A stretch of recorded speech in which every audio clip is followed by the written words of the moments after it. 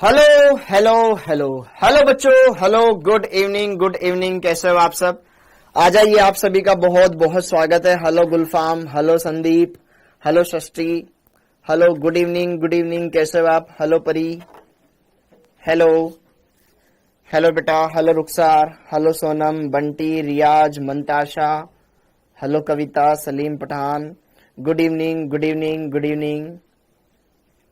जी, good evening, आप सभी का बहुत बहुत स्वागत है। नायरा जी, हाँ बेटा, हाइड्रोजन और ऑक्सीजन को रॉकेट फ्यूल की तरह इस्तेमाल किया जाता है। हेलो अदिति, हेलो, आप सभी का बहुत बहुत स्वागत है बेटा। गुड इवनिंग, कैसे हो आप सब? सब एकदम बढ़िया? हाँ जी। अरे राम, किसने बोल दिया भाई? अनिकेत बेटा, ऐसा कुछ नहीं है। अफवाहें, ये एसपी सर को बोलना पड़ेगा कि ना क्लास में अफवाहें ना फैलाएं। एसपी सर को बोलना पड़ेगा क्लास में अफवाहें ना फैलाएं। हाँ जी, हेलो, आ जाइए, शुरू से ज्यादा पढ़ाना, लेट क्लास नहीं हुआ। ओके, बिल्कुल, हमें क्वेश्चंस कॉम्प्लिकेट लगते हैं। ओके, हाँ जी, अब जरा देखो ध्यान से बेटा। सबसे पहले तो मुझे बताओ, कल का आपका टेस्ट कैसा गया? कल का आपका टेस्ट कैसा रहा बेटा? फटाफट से ये बताओ, कल का आपका टेस्ट कैसा रहा? कल का आपका टेस्ट कैसा रहा? Good evening. अरे मैं खाना खाता हूं बेटा उस टाइम पर। हाँ जी सर, मैं खुश हूं, मेरे पहली बार 182 मार्क्स आए। बेटा ऐसे मार्क्स का क्या करोगे? 182 मार्क्स का, और खुश हो आप इसमें। 484। देखो ध्यान से बेटा, जिन बच्चों के 470 से ज्यादा नंबर आएंगे उनको ए स्टार बैच में एक्सेस दिया जाएगा। ओके, ऐसा डिसाइड हुआ है। तो जो बच्चे बढ़िया से परफॉर्मेंस करेंगे उनको उस बैच में पढ़ने का मौका मिलेगा। उस बैच में एक्स्ट्रा क्या है, जैसे कि आज मैंने उनको कुछ अलग अलग क्वेश्चंस करवाए, कुछ नई चीजें बताई, जो कि एक रेगुलर बैच में बताने के बजाय अलग से कुछ बच्चे जो अगर आप टॉप आते हो तो आपको बताएंगे, ताकि आपको थोड़ा सा एक मिले, अच्छा कुछ अलग मिले। वैसे आप रेगुलर जो पढ़ रहे हो वो सफिशिएंट है, कोई दिक्कत नहीं, कहीं पे कोई दिक्कत नहीं आएगी बेटा। लेकिन आपसे हम चाहते हैं कि आप थोड़ा और मेहनत करें। तो और मेहनत, भाई मेहनत तो सब कर रहे हैं, लेकिन कुछ बच्चे ऐसे ना जिनको थोड़ा सा स्पेशल ट्रीटमेंट की जरूरत होती है। ओके, हाँ जी, तो गुड इवनिंग, आप सभी का बहुत बहुत स्वागत है बेटा, बहुत बहुत। 570 के ऊपर वालों को मिलेगा। ओके, हाँ जी, आज मैंने क्लास ली थी, पहली क्लास। हाँ जी, ओके, अब चलो आगे बढ़ते हैं। अब बेटा आज यहां पर सारा का सारा बढ़िया से यहां पर पढ़ेंगे, कोई बात नहीं होगी, बढ़िया से यहां पर पढ़ाई करेंगे। ओके,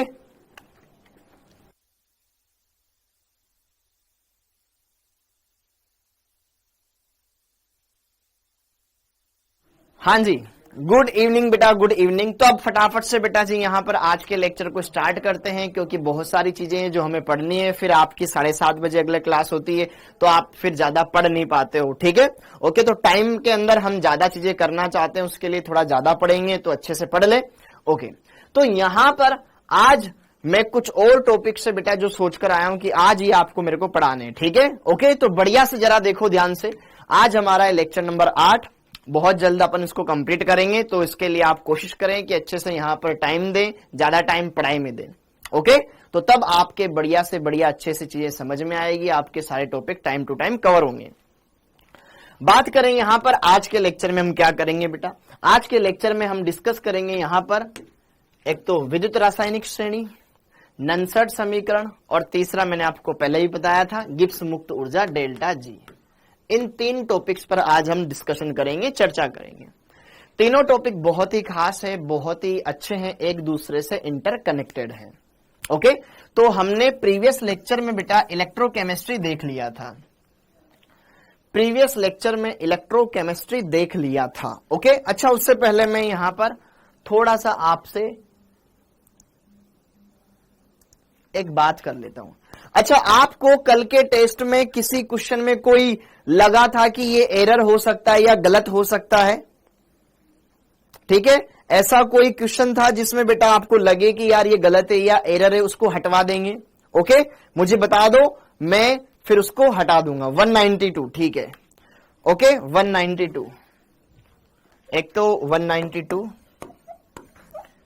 क्वेश्चन नंबर बता दो मेरे को, एक आध कोई मिस्टेक वगैरह हो उसको अपन देख लेंगे। 151, अच्छा इतने सारे थोड़ी हो सकते हैं।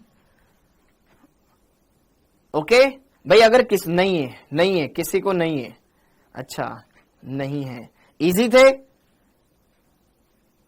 ओके अच्छा मतलब नहीं सर सब ठीक है, ओके मतलब फिर बाकी बच्चों को क्वेश्चन समझ में नहीं आए होंगे, बाकी कर तो सकते थे, ओके कोई बात नहीं। अब चलो यहां पे पढ़ते हैं, अब पढ़ते हैं, हाँ जी ठीक है।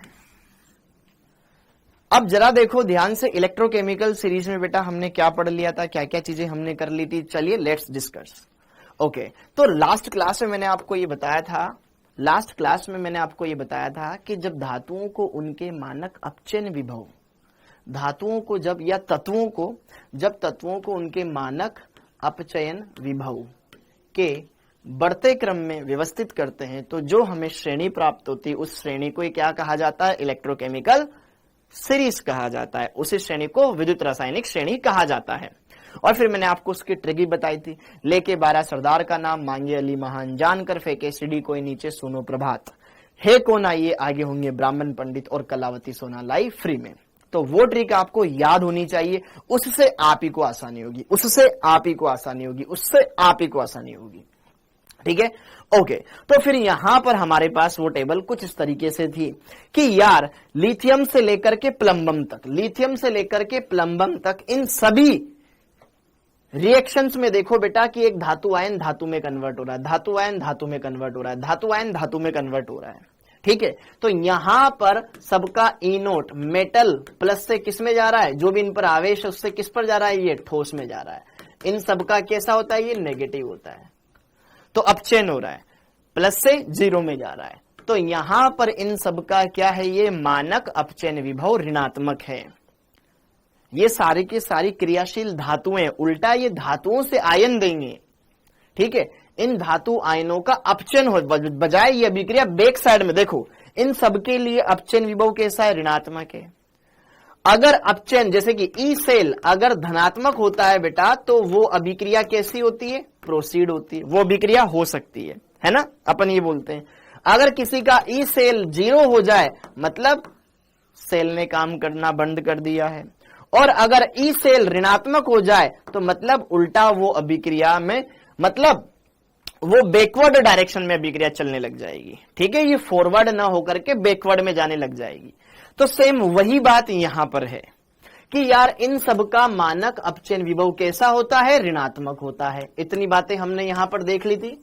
इन सबका मानक अपचयन विभव कैसा होता है बच्चों, ऋणात्मक होता है। तो उससे क्या सीखा हमने, मानक अपचयन विभव ऋणात्मक है, मतलब इनका अपचयन आसानी से नहीं होगा, और मतलब इनका ऑक्सीकरण आसानी से होगा। मानक अपचयन विभव एसआरपी बहुत कम है इनका। अगर एसआरपी बहुत, मतलब इनका अपचयन आसानी से नहीं होगा, क्या होगा, इनका ऑक्सीकरण आसानी से होगा।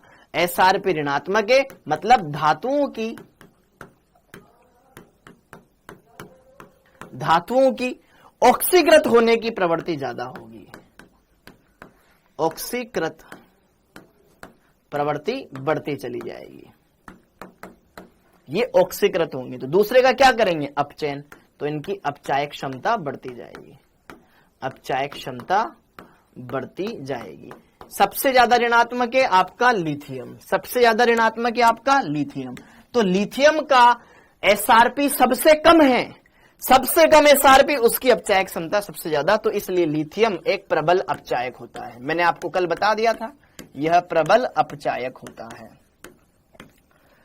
ओके। फिर उसके बाद हाइड्रोजन का अगर हम देखें अपचयन विभव, हाइड्रोजन का अपचयन विभव कि H+ से H2 में जाना, E नोट H+ से H2 में जाना कितना आता था, 0.0 वोल्ट आता था। शी मानक अपचयन विभव अपन इसका 0 मानते थे, ओके। उसके नीचे आने वाली जो तत्व है, उसके नीचे आने वाले तत्व, इसमें 5 तो धातुएं आती है, कॉपर आता है, आयरन ये अलग है, ठीक है। कॉपर आता है, Hg आता है, Ag आता है, प्लेटिनम आता है और गोल्ड आता है, ठीक है। ये धातुएं, इन धातुओं के अपचन विभव के मान कैसे होते हैं? पॉजिटिव होते हैं। देखो इन सबके कैसे आ रहे हैं? पॉजिटिव आ रहे हैं। मतलब यहां से इनका अपचयन आसान है, ठीक है। मतलब जब आप, ये अभिक्रियाएं हो सकती है, मतलब विलयन में से आयन निकल करके धातु के रूप में अवक्षेपित हो सकता है, विलयन में से अधातु आयन निकल करके अवक्षेपित हो सकता है, विलयन में से धातु आयन निकल करके अवक्षेपित हो सकता है, विलयन में से धातु आयन निकल करके अवक्षेपित हो सकता है। क्यों? क्योंकि इनके लिए इनके जो अपचयन विभव है धनात्मक है, मतलब ये अभिक्रिया आराम से हो सकती है। जबकि इनमें क्या था कि लिथियम प्लस लिथियम में जाना नहीं चाहेगा, ठीक है, उल्टा होना चाहेगा। क्लियर हो गया बच्चों?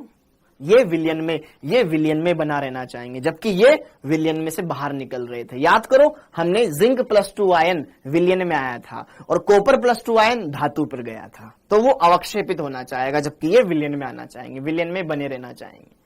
यस और नो? क्लियर है? तो यही इनकी क्रियाशीलता का क्रम है। सबसे ज्यादा क्रियाशील ये, फिर यहां पर ये क्रियाशीलताएं इस तरीके से यहां पर वेरी करती रहती है। क्या इतनी बात समझ में आ गई थी?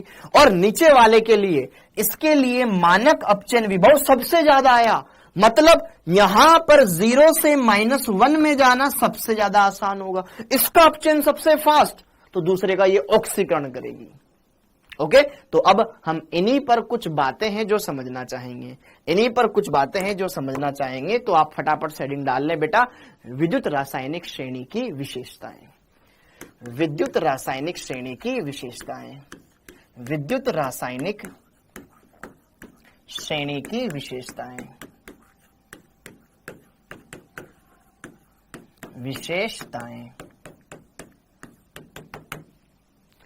विद्युत रासायनिक श्रेणी की विशेषताएं। जैसे कि हम धातुओं की क्रियाशीलता के बारे में बता सकते हैं, धातुओं की क्रियाशीलता के बारे में यहां पर बता सकते हैं कि कौन सी धातु ज्यादा क्रियाशील है। जिसका एसआरपी जितना कम, वो उतनी ज्यादा क्रियाशील है, हाँ या ना? देखो हाइड्रोजन के ऊपर ये सारी तमाम धातुएं आती है। जिसका जितना ज्यादा कम, जिस धातु का एसआरपी कम, उसकी ऑक्सीकृत होने की प्रवृत्ति ज्यादा, वो इलेक्ट्रॉन त्यागेगी, तुरंत इलेक्ट्रॉन त्यागेगी। लिथियम तुरंत इलेक्ट्रॉन त्याग करके लिथियम धनायन बनाना चाहिए, क्योंकि उसका यहां पर ये इलेक्ट्रोड पोटेंशियल ज्यादा आता है। तो कहने का मतलब ये है कि यार क्रियाशीलता कहीं ना कहीं एसआरपी के ऊपर, उनके अपचयन विभव के ऊपर डिपेंड कर रही है। यस और नो? यस और नो? यस और नो? क्या ये बात क्लियर है? ओके, अगर धातुओं का एसआरपी जितना कम होगा, जितना ऋणात्मक में रहेगा, उनकी क्रियाशीलता ज्यादा रहेगी, उनकी क्रियाशीलता अधिक रहेगी, क्रियाशीलता अधिक रहेगी। क्या मेरी बात समझ में आ गई? सर्वाधिक क्रियाशील लिथियम, सर्वाधिक क्रियाशील लिथियम, क्रियाशील धातु है लिथियम। समझ में आया पहला पॉइंट? लिखते रहें साथ के साथ, है ना? ओके, दूसरा अधातुओं की क्रियाशीलता, अधातुओं की क्रियाशीलता।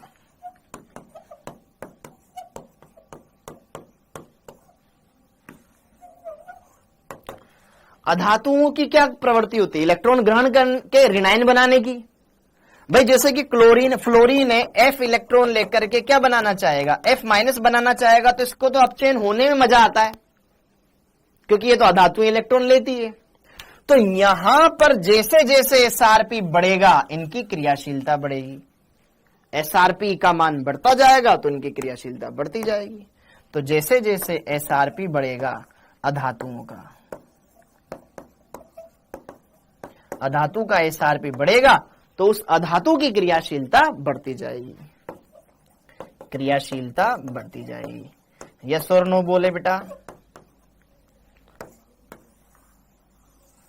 सर्वाधिक क्रियाशील फ्लोरीन F2।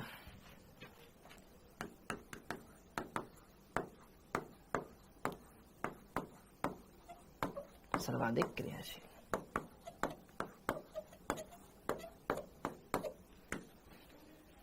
ठीक है, क्योंकि F2 में से ही F- बनता है फिर निकल के।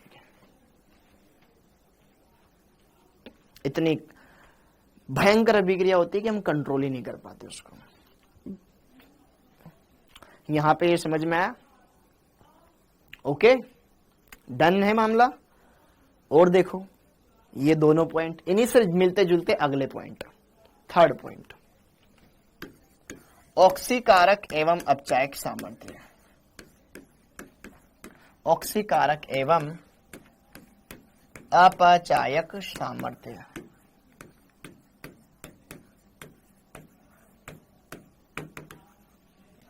देखो ध्यान से,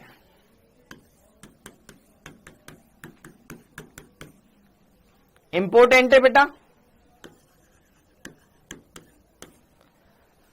अगर मैं बात करूं ऑक्सीकारक सामर्थ्य,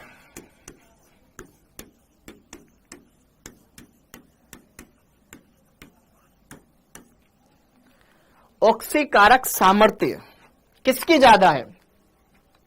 देखो ध्यान से, इस टेबल में हाइड्रोजन के नीचे आने वाले सभी के लिए एसआरपी मानक अपचयन विभव कैसा है? पॉजिटिव है।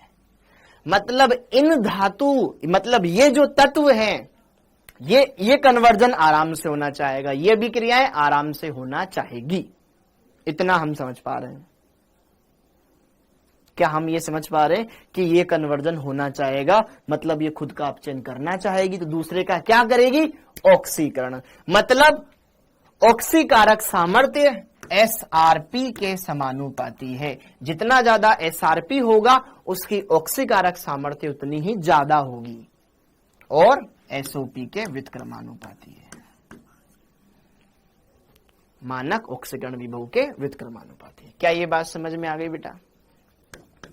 और इसी तरीके से अगर हम बात करें अपचायक सामर्थ्य, अपचायक सामर्थ्य खुद देखो, सबसे क्रियाशील लिथियम था, तो लिथियम तुरंत इलेक्ट्रॉन त्यागना चाहेगा और धनायन बनाना चाहेगा, तो +0 से किस में गया? +1 में। ऑक्सीकरण अंक बढ़ना, ऑक्सीकरण, तो खुद का ऑक्सीकरण। देखो ये जो क्रम लिख रखा है अपन ने एसआरपी का लिख रखा है, तो अगर इस लिथियम वाले के लिए बेटा यहां पर एसआरपी का मान -3.05 है, तो ऑक्सीकारक विभव का मान कितना आएगा? प्लस का 3.05। बस केवल चिन्ह तो बदलता है, याद है ना आपको? एसआरपी एक किसी धातु विशेष के लिए ऑक्सीकरण विभव और अपचयन विभव सेम ही होते हैं, बस चिन्ह का फर्क होता है। तो यहां पर अगर इसका लिथियम धातु के ऑक्सीकरण विभव का मान देखा जाए तो सबसे ज्यादा आएगा 3.05 मैक्सिमम है, तो अर्थात उसके ऑक्सीकरण होने की प्रवृत्ति ज्यादा है, खुद ऑक्सीकृत होगी, दूसरे का अपचयन करेगी, इसीलिए तो प्रबल अपचायक। तो यहां पे हमने क्या देखा? यहां पे हमने ये समझा कि यार अपचायक सामर्थ्य समानुपाती है एसओपी के, जिसका ऑक्सीकरण विभव ज्यादा उसकी अपचायक सामर्थ्य ज्यादा, ठीक है, और एसआरपी के व्युत्क्रमानुपाती। क्या ये मेरी बात समझ में आई बच्चों? क्या ये मेरी बात समझ में आई? क्या डन है मामला? डन है क्या मामला? एकदम सिस्टम हैंगे। ओके, जैसे कि एक क्वेश्चन करते हैं, साथ के साथ लिखते रहे बेटा। जैसे अरे बड़ी जल्दी है। हाँ जी,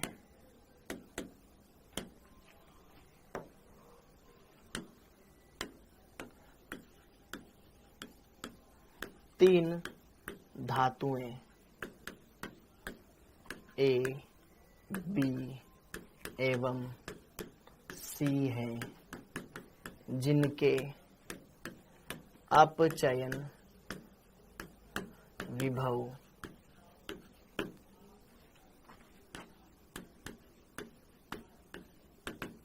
जिनके अपचयन विभव क्रमशः -0.76 इलेक्ट्रॉन वोल्ट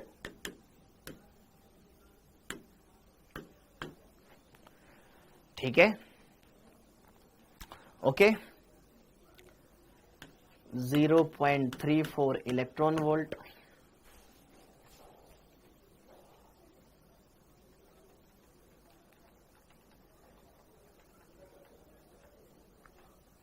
-1.18 वोल्ट है हो तो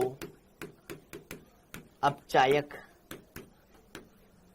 शक्ति का क्रम होगा, अपचायक शक्ति का क्रम होगा। बताओ,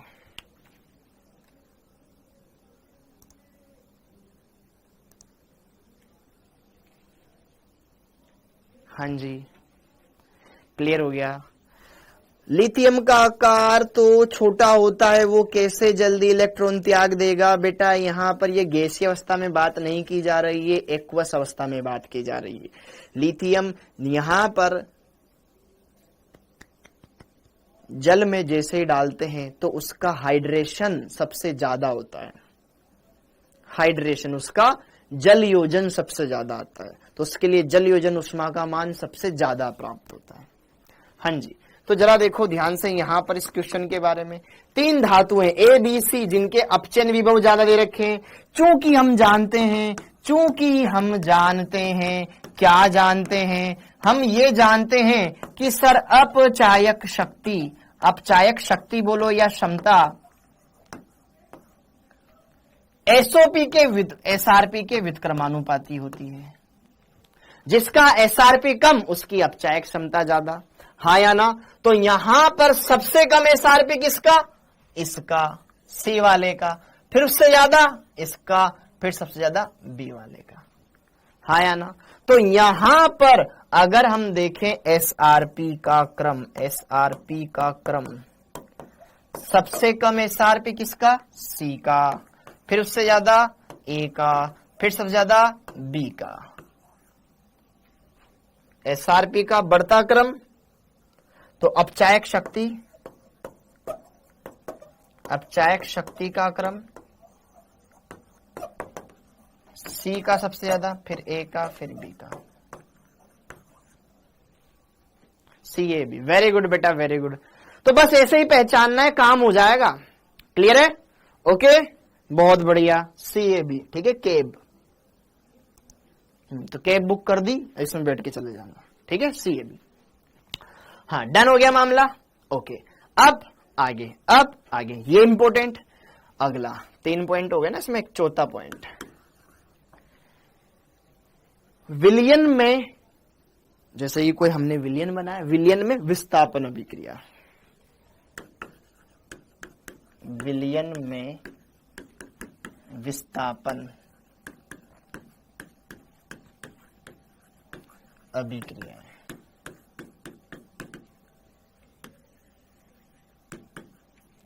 विलयन में विस्थापन अभिक्रियाएं भी हम इसके जरिए बता सकते हैं कौन सी अभिक्रिया होगी या कौन सी नहीं होगी।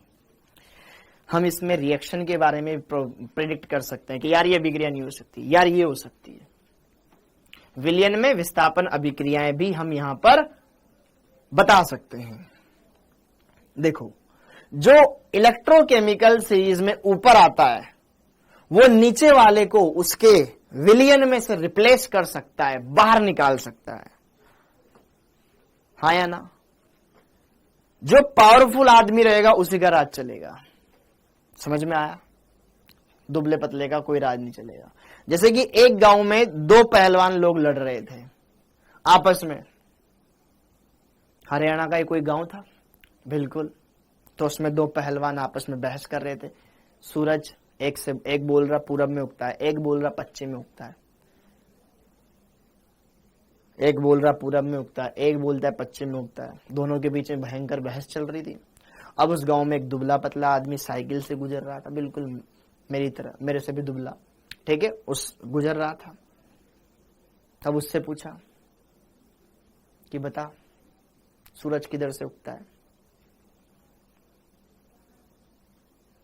अब उसने सोचा अगर पूरब बोलूंगा तो ये बुरा मान जाएगा, पश्चिम बोलूंगा तो ये बुरा मान जाएगा, दोनों में से कोई ना कोई एक तो सूद देगा। तो फिर उसने बोला कि भाई साहब मैं तो इस गांव में नया हूं, मुझे नहीं पता यहाँ पे सूरज किधर से उगता है, आप बोल रहे होंगे जो ही सही होगा। पतली गली से निकल गया। मतलब जो पहलवान होगा उसको समझ में आ गया ना कि यार यहां नहीं बोल सकते अपन, यहां दादागिरी करना भारी पड़ जाएगा। समझ में आ गया? ओके, क्लियर है?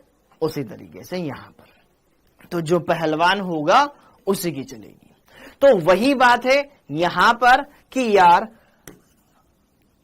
जिसका उच्च मतलब इलेक्ट्रोकेमिकल सीरीज में ऊपर आने वाले तत्व नीचे आने वाले तत्वों को उनके विलयन में से रिप्लेस कर सकते हैं। ठीक है? हाँ जी। तो यहां पे लिखिए बेटा, इलेक्ट्रोकेमिकल सीरीज में विद्युत रासायनिक श्रेणी में ऊपर आने वाले तत्व नीचे आने वाले तत्वों को उनके विलयन या यौगिकों में से पृथक कर सकते हैं, में से पृथक कर सकते हैं।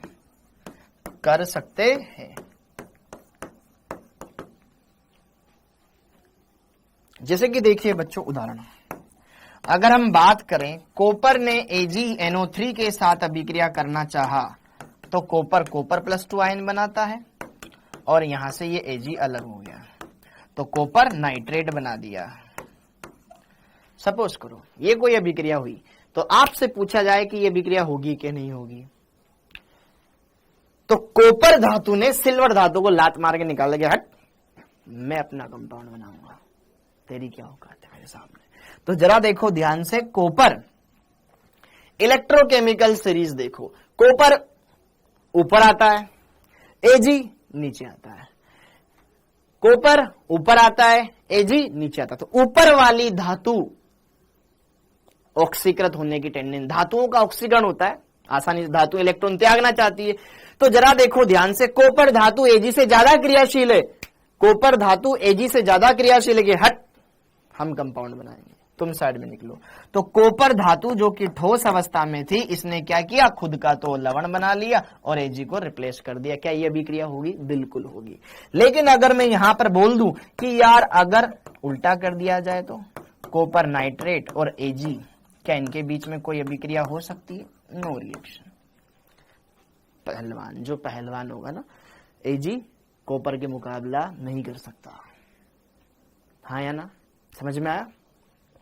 सेम इस तरीके से जो तगड़ा है वही चल पाएगा, दुबला नहीं चल पाएगा।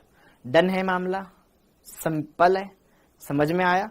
जैसे इसी तरीके से, जैसे कि जिंक 2 प्लस आयन, जैसे अगर हम क्या करें, जिंक को डालें कॉपर सल्फेट के अंदर, कॉपर सल्फेट के जलीय विलयन में, तो जिंक कॉपर के ऊपर आता है तो कॉपर को तो रिप्लेस कर देगा, खुद का लवण बना लेगा। ना हम अपना लवण बनाएंगे, तुम साइड में बैठो, तो ये अभिक्रिया पॉसिबल हो जाएगा। उल्टा करते तो नहीं हो पाता। ठीक है, समझ में आया? डन। इसी तरीके से अरे यार थोड़ा रुक जा।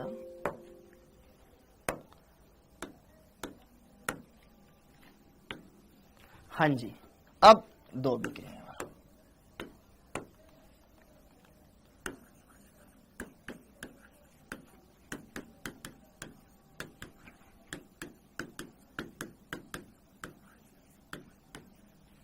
अब यहां तो धातुएं तो बेटा देखो, आयोडीन और ब्रोमीन, ये तो द्विपरमाणविक अणु के रूप में पाई जाती है कि I2 आएगी Br2 निकलेगी ऐसे। ठीक है, अब इस अभिक्रिया के बारे में बोलो, या फिर Ki plus Br2 gives KBr plus I2। अब आप इस अभिक्रिया के बारे में सोचो कि कौन सी हो पाएगी, कौन सी नहीं हो पाएगी।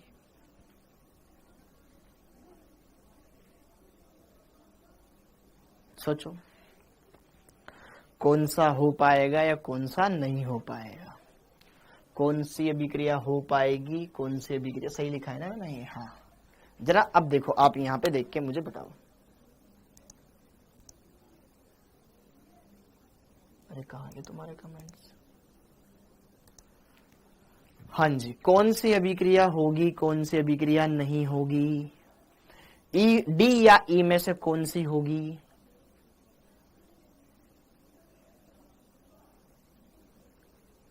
जरा देखो ध्यान से बेटा, अभी रुको, सब बताओगे आप। देखो F2 F माइनस बना रहा है, Cl2 Cl माइनस बना रहा है, Br2 Br माइनस बना रहा है, I2 I माइनस बना रहा है। क्या I2 Br2 Cl2 F2 क्या इनका अपचयन विभव बढ़ता जा रहा है? जरा देखो ध्यान से, इस क्वेश्चन को हम लगा लेंगे, कोई दिक्कत नहीं है, लेकिन उससे पहले कुछ कॉन्सेप्ट देख लेना कि यार F2 Cl2 Br2 I2 सबसे ज्यादा अपचयन विभव इसका, सबसे ज्यादा अपचयन विभव इसका, फिर उसके बाद Cl2 का, Br2 का, I2 का। तो क्या यार यहां से यहां जाने पर क्या अपचयन विभव घट गया? अपचयन विभव क्या? SRP घट गया, SRP घट रहा है, SRP घट रहा है। अधातुओं का SRP बढ़ता है तो उनकी क्रियाशीलता बढ़ती है, अधातुओं की क्रियाशीलता बढ़ती है। अगर SRP बढ़ता है तो क्रियाशीलता बढ़ती है। यार SRP घट गया तो क्या क्रियाशीलता घट गई? क्या क्रियाशीलता घट रही है?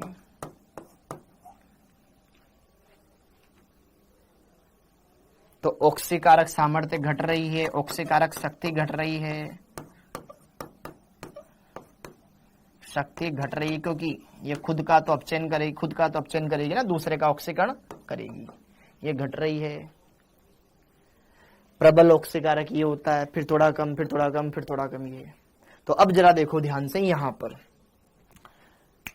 I2 क्या Br को हटा सकता है कि I यहां Br2 खुद अलग हो जाएगी? अब जरा देखो ध्यान से देखो बेटा, SRP का मतलब बेटा क्लासेस छोड़ के अटेंड करते हो क्या तुम? रेगुलर क्लास अटेंड किया करो ना, रेगुलर क्लास अटेंड किया करो बेटा, रेगुलर क्लास अटेंड किया करो। अरे भाई यहां पर I2 जो कि ऑलरेडी बहुत कम क्रियाशील है, क्या यार एक बहुत कम क्रियाशील यहां पे इस अधिक क्रियाशील को हटा पाएगी? नहीं। लेकिन यहां पे जरा देखो ध्यान से, यहां पर ये वाली नीचे वाली रिएक्शन होगी, ये वाली नहीं होगी, ये वाली होगी। बिल्कुल ठीक है, ओके। यहां पर ई होगी, डी वाली नहीं होगी। क्लियर हुआ? यहां पर ये Br2 देखो यार, देखो यहां पे Br2 ज्यादा क्रियाशील है, ज्यादा क्रियाशील से कम क्रियाशील मिल रही है ना। देखो ध्यान से, यहां पर ये ज्यादा क्रियाशील था, ज्यादा क्रियाशील से कम क्रियाशील मिला, ज्यादा क्रियाशील से कम क्रियाशील मिला। तो यहां पे देखो ध्यान से, ये भी अधातु है, ये भी अधातु है, ये भी अधातु है, ये भी, ये कम क्रियाशील अधातु है। क्या वो ज्यादा क्रियाशील अधातु देगा? ना। यहां पे जरा देखो ध्यान से, ये ज्यादा क्रियाशील है, कम क्रियाशील देगा। हाँ ठीक है, क्लियर है? यस और नो? अरे यस और नो? अरे बेटा I माइनस अपचायक होता है, तुरंत वो सूद देगा उसको, ठीक है। हाँ जी, अब जरा देखो ध्यान से, यहां पे जरा देखो ध्यान से, कहां गया क्वेश्चन? इन दोनों में से आपको देखना है कि कौन सी अभिक्रिया हो सकती है, कौन सी अभिक्रिया नहीं हो सकती बेटा। तो जरा देखो ध्यान से, F2 Cl2 Br2 I2, यहां पे आप ये समझिए कि किसका, देखो SRP का मान, अभी मैंने आपको बताया था कि SRP का मान F2 के लिए सबसे ज्यादा है। जिसका SRP ज्यादा ये प्रबल ऑक्सीकारक आया था, ये सबसे प्रबल ऑक्सीकारक आया था। तो जरा देखो ध्यान से, यहां पर अगर मैं ये बताऊं ऑक्सीकारक प्रवृत्ति का क्रम, ऑक्सीकरण शक्ति सबसे ज्यादा किसकी है? F2 की है, फिर Cl2 की है, फिर Br2 की है। I2 तो बहुत कम क्रियाशील, बहुत कम क्रियाशील होता है, ये बहुत तेज क्रियाशील होता है, इस अभिक्रिया को तो कंट्रोल करना ही बहुत मुश्किल होता है। I2 बहुत कम क्रियाशील, ये बहुत कम क्रियाशील। ऑर्गेनिक में भी पढ़ाऊंगा तुम्हें, ये कम क्रियाशील। जब आप पढ़ोगे ना एल्केनो का हेलोजनीकरण, तो I2 तो बहुत ही कम रेस्पॉन्ड करता है, लेकिन F2 अनकंट्रोल्ड अभिक्रिया होती है, ऊष्मा इतनी निकलती है कि आप अभिक्रिया को कंट्रोल नहीं कर पाते, इसलिए हम जनरली क्लोरीनीकरण और ब्रोमीनीकरण करवाते हैं, ये अधिक क्रियाशील।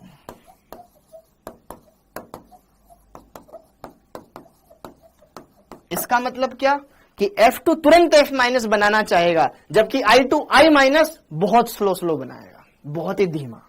तो यहां पर देखो ना, I2 से क्या बन रहा है? I-, यहां पर जो कि वो बहुत ही धीमा प्रोसेस है। समझ में आया? समझ में आया? क्लियर हुआ? तो यहां पर सबसे ज्यादा, अगर मैं यहां F2 ले लेता, बहुत फास्ट अभिक्रिया होती है, Cl2 ले लेता, फास्ट होती, Br2 में थोड़ी कम और I2 में बहुत ही कम होती है। समझ में आया? ओके, अब आगे इतनी बातें क्लियर हो गई?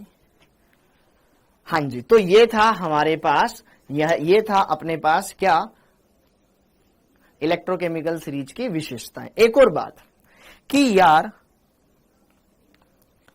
अधिक क्रियाशील धातुएं जो H2 से ज्यादा क्रियाशील है, H2 से ज्यादा क्रियाशील धातुएं H2 को रिप्लेस कर सकती है खनिज अम्लों में से।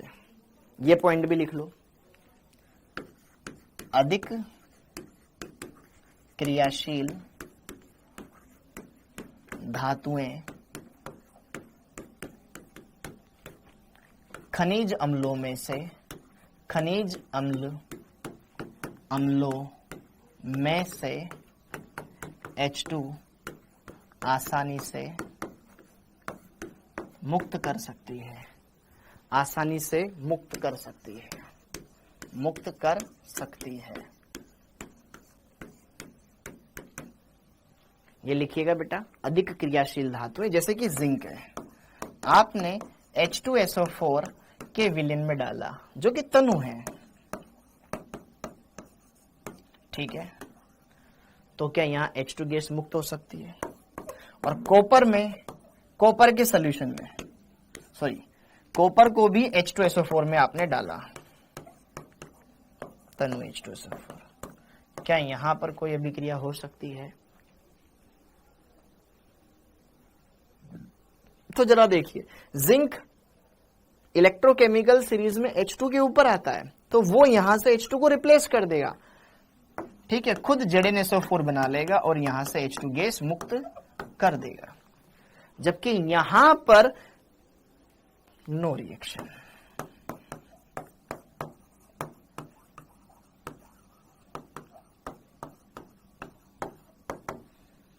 कोई अभिक्रिया नहीं होगी। डन है मामला? तो ये सब इलेक्ट्रोकेमिकल सीरीज से हम डिसाइड कर सकते हैं। ओके, तो क्लियर है रसगुल्लो? सारी बातें एकदम क्लियर है, एकदम झकास। अब आगे बढ़ते हैं, ठीक है, थोड़ा आप लिखें भी सही बेटा अच्छे से, टाइम टू टाइम। अब आगे इस क्वेश्चन को करें उससे पहले एक क्वेश्चन और कर लेते हैं। हाँ जी, यहां तक की सारी इंफॉर्मेशन आपको समझ में आ गई, तो एक क्वेश्चन करो,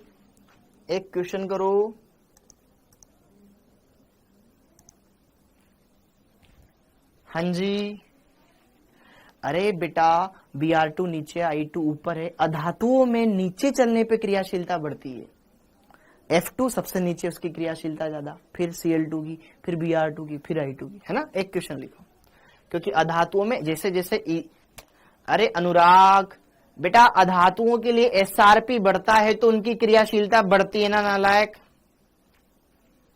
कॉपर से क्यों रिएक्शन नहीं करेगा? क्योंकि कॉपर धातु है, नीचे आता है। अरे भाई पागलो, इलेक्ट्रोकेमिकल सीरीज में हाइड्रोजन ऊपर है, कॉपर धातु नीचे। कॉपर एक धातु है, धातु से ज्यादा इसका देखना यहां पर नीचे वाले से ज्यादा ऊपर वाला है ना।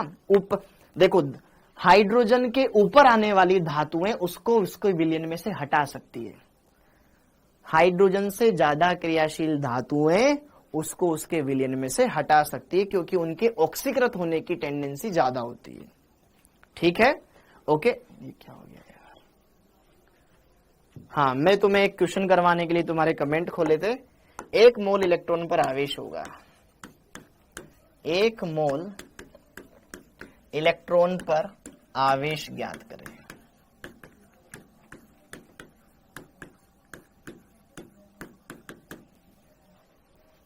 एक मोल इलेक्ट्रॉन पर आवेश ज्ञात करें।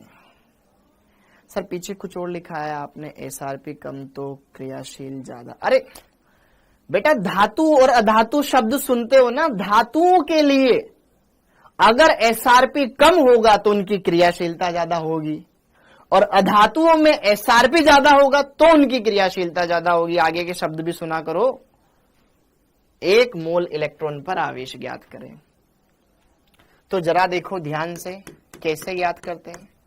चूंकि 1 इलेक्ट्रॉन पर आवेश कितना होता है बच्चों? 1 इलेक्ट्रॉन पर आवेश होता है 1.6 इंटू 10 की घात -19 कूलाम। ओके, वेरी गुड, 10 की घात -19। तो इसलिए 1 मोल इलेक्ट्रॉन पर आवेश, अब ये यहां क्यों करवाया, आएगा पिक्चर समझाने के लिए। ओके,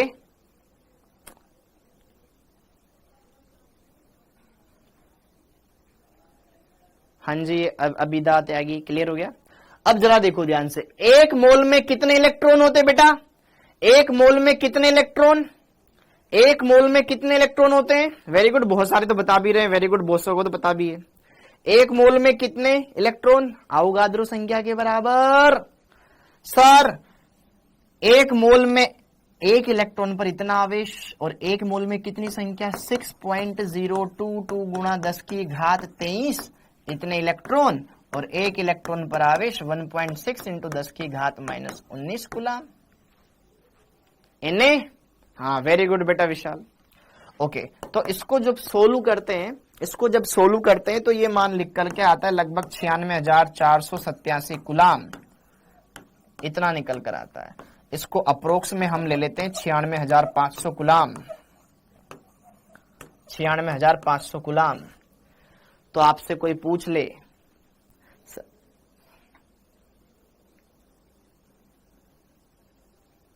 तो 1 मोल इलेक्ट्रॉन पर आवेश कितना होता है? 96,500 कूलाम। इसी को बोलते हैं 1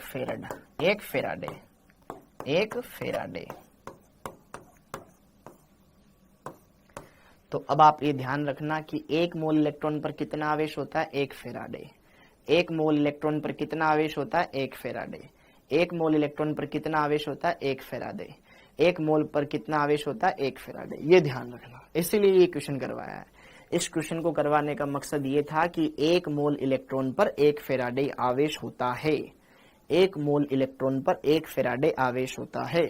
अरे सी किसका मात्रक? ठीक है, कूलाम तो है ही सही ना। ठीक है, एक ओके। अब यहां पे जरा देखो ध्यान से, एक बच्चा बार बार परेशान कर रहा है। ले भाई, विद्युत रासायनिक श्रेणी बेटा मैंने यहां पर आपको बोला, इसका क्या रोल है अभी आएगा बेटा। देख ध्यान से, धातुओं की, ये देख यहां धातु लिखा है ना, धातु की क्रियाशीलता जितना कम उसका एसआरपी होगा, सबके मान लिखे हुए हैं, याद नहीं करने, जिसका एसआरपी जितना कम उस धातु की क्रियाशीलता ज्यादा। देख, इसलिए लिथियम सबसे ज्यादा क्रियाशील। समझ में आया? फिर कहां गया? अधातुओं के लिए देख, अधातुओं के लिए जिस अधातु का एसआरपी ज्यादा, नीचे वाले का सबसे ज्यादा आया था, तो उसकी क्रियाशीलता ज्यादा। जैसे F2 ज्यादा क्रियाशील, ऊपर लिथियम ज्यादा क्रियाशील, नीचे F2 ज्यादा क्रियाशील। ओके, हाँ जी, ऑक्सीकरण, ये फिर बाकी आप समझ ही सकते हो। हाँ जी, अरे प्लस और माइनस, ठीक है, माइनस भी ले सकते हैं बेटा। सच्चिदानंद बेटा वो आवेश, पॉजिटिव नेगेटिव वो आवेश बता रहा, लेकिन परिमाण 1 मोल इलेक्ट्रॉन पर 1 फेराडे आवेश होता है, ये ध्यान रखना है, ठीक है। ओके, हाँ जी, अब आगे, अब आगे, अब आगे, अब बातें कम काम ज्यादा बेटा। तो अब यहां पर ये क्वेश्चन हमने कर लिया, तो ये 2 क्वेश्चन आपके सामने आए। निम्न रूपांतरणों के लिए आवेश के कितने फेराडे आवश्यक है? एक मैं करवाऊंगा, एक आप घर से करके लाना है। कितने फेराडे आवश्यक है? तो जैसे कि देखो ध्यान से, यहां पर पहला 1 मोल के MnO4 माइनस किस में जा रहा है बेटा? Mn+2 में जा रहा है। 1 मोल से ये बन रहा है।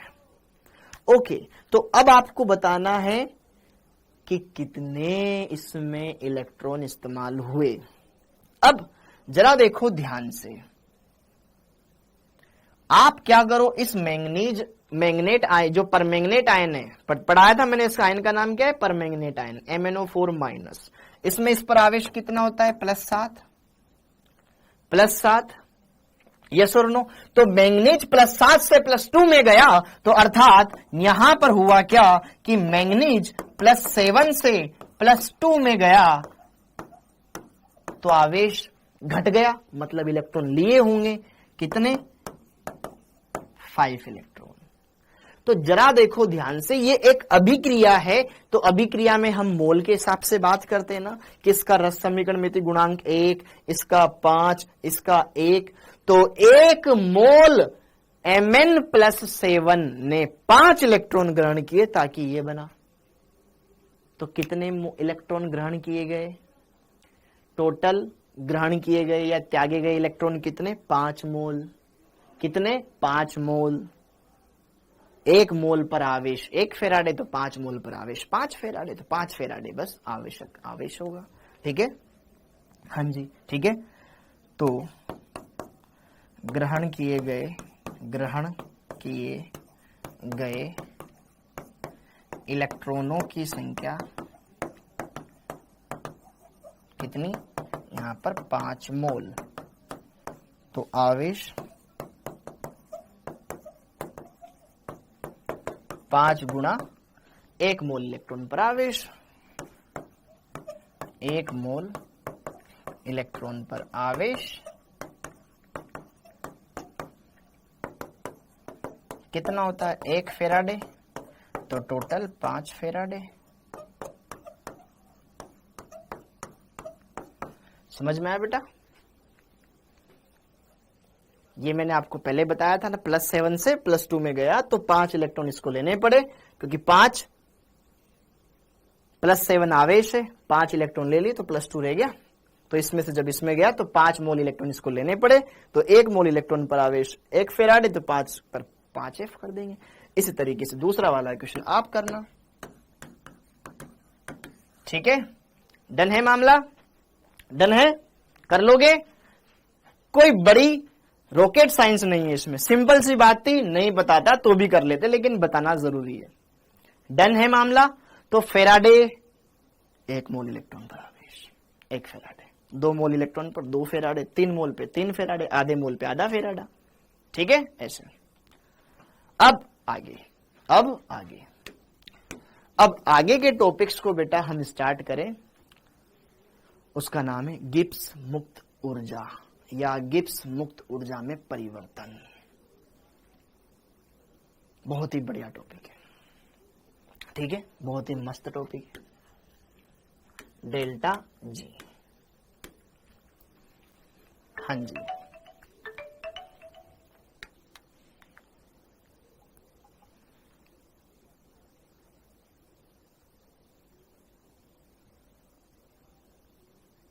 सर आप हम लोगों को डिमोटिवेट कर रहे हैं, जिनके कम मार्क्स आ रहे हैं उनकी हेल्प करनी चाहिए ना, राइट।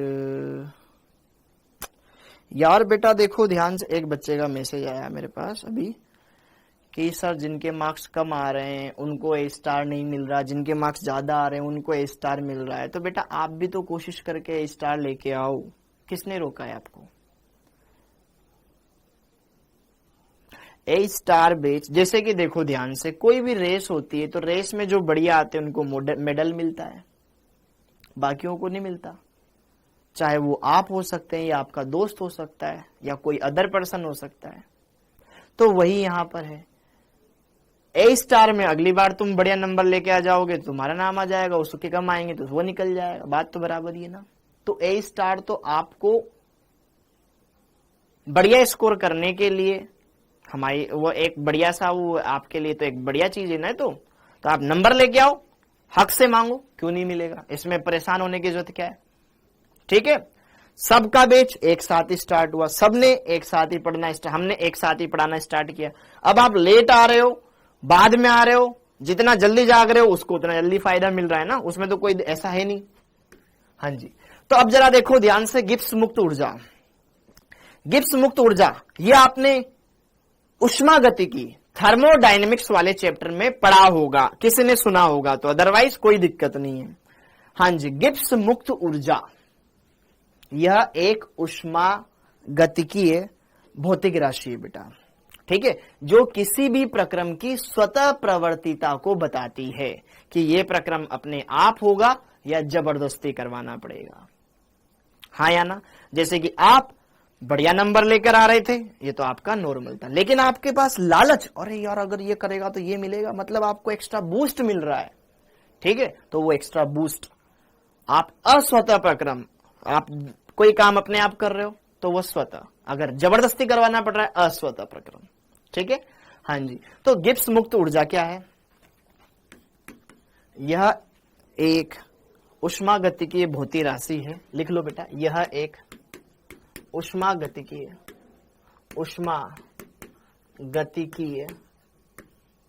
भौतिक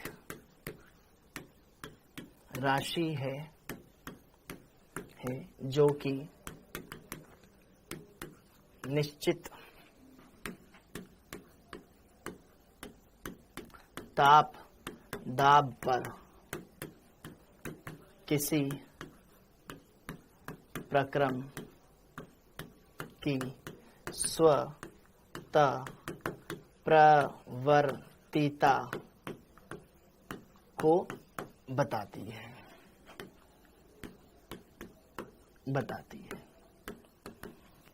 ठीक है, कि कोई प्रक्रम अपने आप होगा या नहीं होगा। जैसे कि अगर हम बात करें, जब हम जिंक और कॉपर के इलेक्ट्रोड को लेते थे तो जिंक क्या करता था? कॉपर +2 आयन को रिप्लेस कर देता था, जिंक खुद के आयन बना लेता था, कॉपर अवक्षेपित हो जाता था। यस और नो? यह अभिक्रिया नॉर्मली होती है। ओके बेटा, तो इस अभिक्रिया के लिए क्या आता था कि अगर मैं डेल्टा जी का मान निकालूं वो आता था नेगेटिव। तो जिनके लिए डेल्टा जी का मान नेगेटिव होता है वो अभिक्रिया होती है स्वतः। ठीक है, तो डेल्टा जी ऋणात्मक होना किसी अभिक्रिया के स्वतः प्रवर्तिता का प्रमाण होता है। अच्छा, ये बात भी समझ में आ गई। तो डेल्टा जी वास्तव में है क्या? अब इस बात पर अपन चर्चा करते हैं। डेल्टा जी वास्तव में है क्या, उस बात पे अपन चर्चा करते हैं। जैसे कि आप मार्केट में गए, जैसे कि अपन अपनी, जैसे कि मान लो आप सॉफ्टी ले, आपने बढ़िया सा कोन लिया, आइसक्रीम कोन लिया ना, कॉर्नेटो का या कुछ भी कोन लिया है ना, बढ़िया सा कोन वगैरह लिया आपने कि चलो ये बढ़िया वाला बटर स्कॉच, वनीला या फिर कोई भी दूसरा ब्लैक करंट आपने लिया, आप उसको खा रहे हो। उसके ऊपर वो ऊपर वाला जो पार्ट होता है कागज का, उसको हटाया, उसको भी चाट लेते हैं कि नहीं बर्बाद नहीं होना चाहिए। ठीक है, ओके, तो आपने 50 रुपए का कोन लिया है तो 50 रुपए वसूल होने चाहिए, हाँ ना, लेकिन फिर भी कुछ न कुछ तो बच ही जाता है। तो कुल ऊर्जा का वह भाग जो उपयोगी कार्य में इस्तेमाल होता है, कुल ऊर्जा का वह भाग जो उपयोगी कार्य में इस्तेमाल होता है, वही है आपकी गिब्स मुक्त ऊर्जा। उपयोगी कार्य करने में खर्च ऊर्जा। ठीक है, जैसे कि आपने पेट्रोल भरवाया गाड़ी में, लेकिन पूरा का पूरा पेट्रोल गाड़ी चलाने में इस्तेमाल नहीं होता, कुछ धुएं के रूप में निकल जाता है, हाँ या ना। जैसे कि आपने बोला कि सर मैं ना डेली 6 घंटे पढ़ता हूं, नहीं पढ़ता, 6 में से इफेक्टिव तो 3 घंटे पढ़ता होगा, बाकी बीच में सोचते सोचते पढ़ते पढ़ते सर मैं खो जाता हूं, सब पढ़ते पढ़ते मेरे दिमाग में ना गाने आने लगते हैं, मेरे दिमाग में कुछ और चीजें आने लगती है, तो इफेक्टिव लर्निंग तो 3 घंटे की हुई ना, तो वही। ठीक है, तो डेल्टा जी क्या है बेटा, ठीक है, उपयोगी कार्य में इस्तेमाल ऊर्जा। ये कुल ऊर्जा का ही वह भाग है जो उपयोगी कार्य में प्रयुक्त होता है। ठीक, डेल्टा जी क्या है, कुल ऊर्जा का वह भाग जिससे उपयोगी कार्य किया जाता है, उपयोगी कार्य किया जाता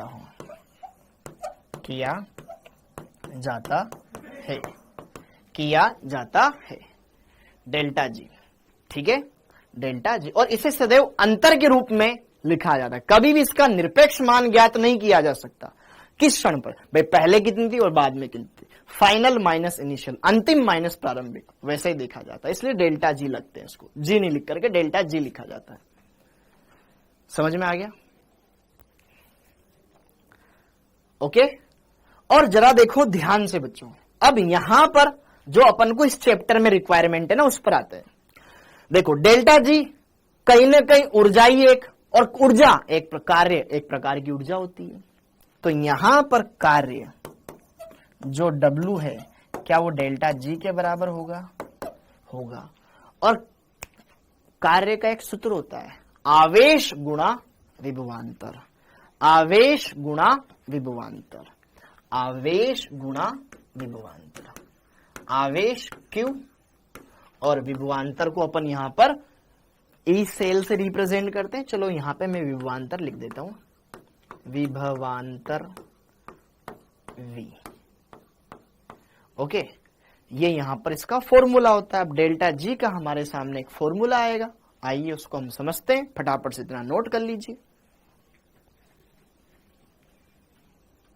ओके, तो जितना अच्छे से आप नोट करेंगे उतना आपका फायदा होएगा। तो इतनी बातें क्लियर। अब जरा देखो ध्यान से, हाँ, डेल्टा जी बराबर आवेश। देखो कोई भी यहां पर सेल अभिक्रिया में क्या होते हैं, इलेक्ट्रॉन आते हैं जाते हैं। 1 मोल इलेक्ट्रॉन आएगा तो उस पर आवेश 1 फेराडे, 2 मोल इलेक्ट्रॉन आएंगे तो उन पर आवेश 2 फेराडे, n इलेक्ट्रॉन आ रहे हैं जा रहे हैं तो उन पर आवेश n फेराडे, हाँ या ना।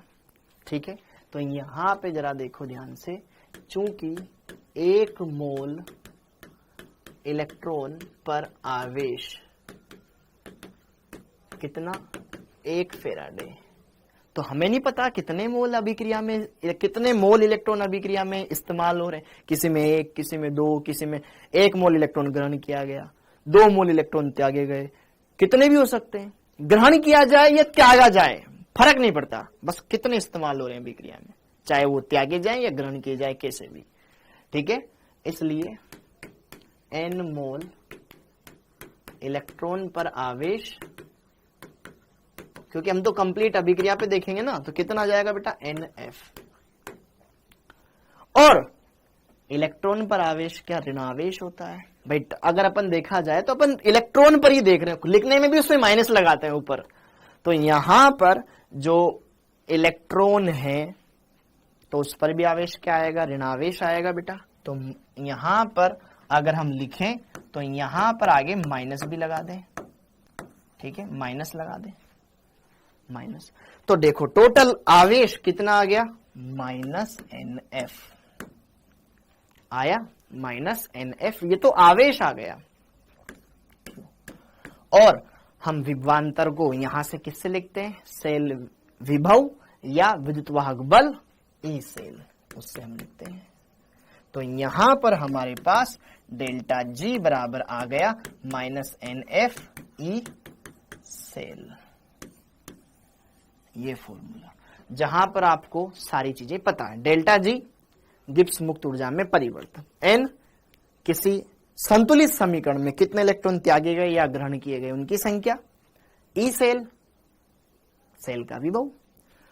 इसी को मानक अवस्था में लिखा जाए, ठीक है, ये समीकरण नंबर 1। मानक परिस्थितियों में, मानक परिस्थितियों में, मानक परिस्थितियों में सबके ऊपर नोट लग जाएगा। डेल्टा जी नोट बराबर -NF ई नोट सेल, ठीक है, जो भौतिक राशि है ना उन्हीं पर अपन जो इंपॉर्टेंट है। हाँ जी, ठीक है, जहां डेल्टा जी नोट मानक गिब्स मुक्त ऊर्जा परिवर्तन, क्लियर है। एन संतुलित समीकरण में त्यागे या तो त्यागे जाए या ग्रहण किए जाए, त्यागे या ग्रहण किए इलेक्ट्रॉनों की संख्या, किए इलेक्ट्रॉनों की संख्या, ओके। एफ फेराडे जानते ही हो आप,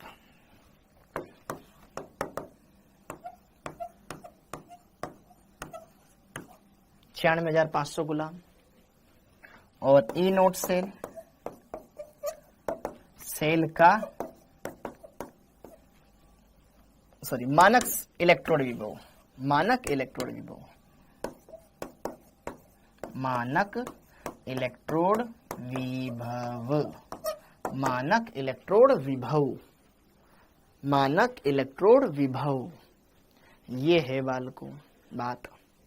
तो बात ऐसी है, घर जैसी है। ये वाला फॉर्मूला और ये वाला फॉर्मूला आपको पता होना चाहिए। ये किसी भी ताप पर, ये मानक परिस्थितियों पर ये फॉर्मूला लगता है, ठीक है। डेल्टा जी नोट बराबर -NF ई नोट, ठीक है, मानक इलेक्ट्रोड विभव। डन है मामला, डन है, अच्छे से लिख लो। और फिर यहां पे कुछ थोड़ी सी बातें मैं आपको और बताता हूं। हाँ जी, जैसे कि क्या है वो थोड़ी सी बातें, इतना नोट कर लिया। अरे यार,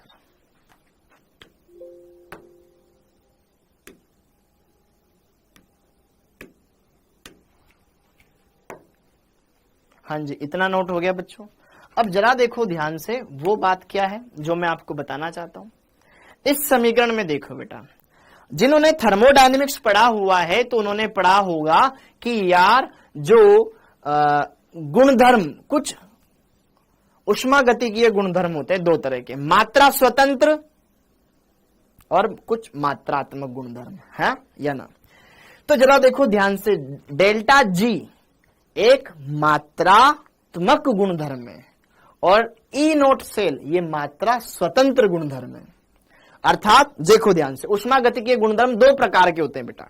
एक तो होते हैं मात्रात्मक गुणधर्म, जो कि निकाय की या पदार्थ की मात्रा के ऊपर डिपेंड करता है, उनके द्रव्यमान के ऊपर डिपेंड करता है, और जो डिपेंड ना करे, मात्रा स्वतंत्र। तो यहां पर जो डेल्टा जी है बेटा, ये क्या होते हैं, डेल्टा जी होते हैं आपके, डेल्टा जी होता है आपका, डेल्टा जी होता है बेटा आपका मात्रात्मक गुणधर्म, ठीक है। कहां गया यार, हाँ जी, ये है आपका मात्रात्मक गुणधर्म।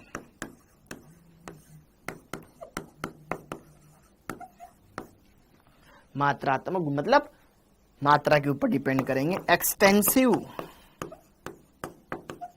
प्रॉपर्टी। और ई नोट ये है, मतलब ई सेल ये है आपका मात्रा स्वतंत्र गुणधर्म।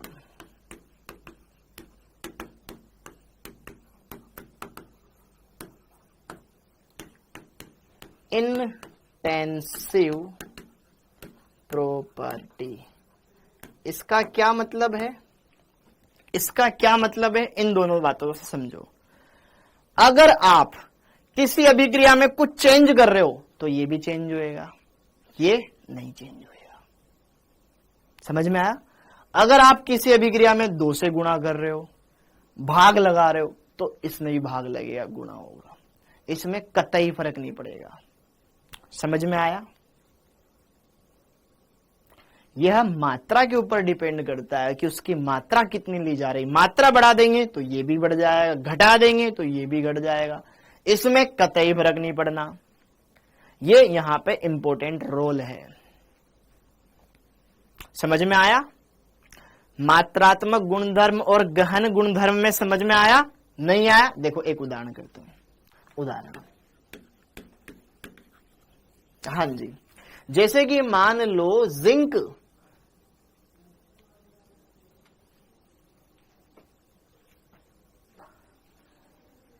जैसे कि सपोज करो, मान लो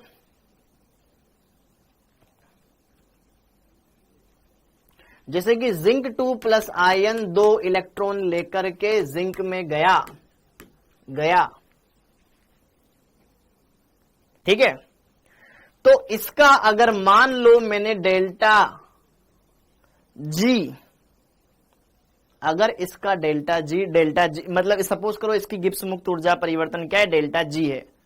ओके, तो अगर सपोज करो मैंने इस समीकरण को 2 से गुणा कर दिया, मैंने 2Zn + 2 कर दिया, 4 इलेक्ट्रॉन कर दिए, यहां पर 2Zn कर दिया, तो क्या होगा? डेल्टा जी भी डबल हो जाएगा, ट्वाइस हो जाएगा। डेल्टा जी नोट इसका डबल हो जाएगा, 2 डेल्टा जी नोट हो जाएगा, दुगना हो जाएगा, इसमें चेंज आ जाएगा।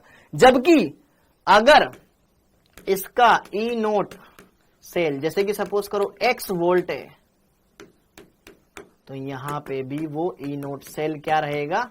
सेम ही रहेगा, x वोल्ट ही रहेगा, जो भी है प्लस माइनस में कुछ भी हो ना। क्या मेरी बात समझ में आ रही है?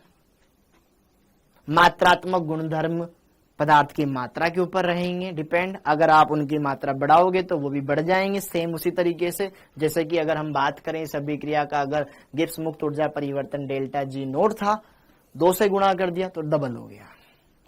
इसके मान में कोई भी चेंज नहीं आएगा, नहीं आएगा। जैसे कि देखो ध्यान से, ये वाला क्वेश्चन, पहले ये वाला देख लो। हाँ जी, जरा देखो ध्यान से, जरा देखो ध्यान से, जरा देखो ध्यान से। हाँ, नंबर पे डिपेंड करती है ना बेटा संध्या। अब जरा देखो ध्यान से, F2 2 इलेक्ट्रॉन लिए, F- बनाया, के लिए ई नोट का मान इतना आता है, पता ही हो तो अगर 1/2 कर दूं, अगर मैं आधा कर दूं तो ई नोट के मान पे कोई फर्क पड़ेगा? ई नोट के मान पे कोई फर्क पड़ेगा? नहीं पड़ेगा। ई नोट के मान पे काहे फर्क पड़ेगा? क्योंकि ई नोट मात्रा स्वतंत्र गुणधर्म है, मात्रा स्वतंत्र है।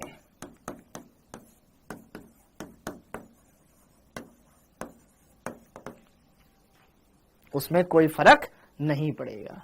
डन है मामला? ओके, हाँ जी। अब ये वाला ट्राई करो। सेल अभिक्रिया के लिए AgCl हाफ H2 के साथ क्रिया करके AgS + H + Cl- बनाया। इसके लिए डेल्टा जी नोट का मान है -21.52 किलो जूल। हाँ जी, क्या मेरी बात क्लियर है? नेहा बेटा समझ में नहीं आ रहा है आपको जो मैं पढ़ा रहा हूं? ओके,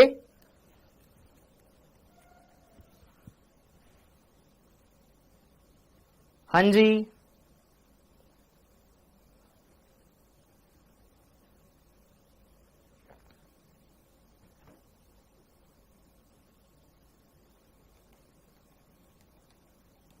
ये वाला क्वेश्चन समझ में आया? ये वाला क्वेश्चन समझ में आया? ये वाला तो समझ में आ गया सबको।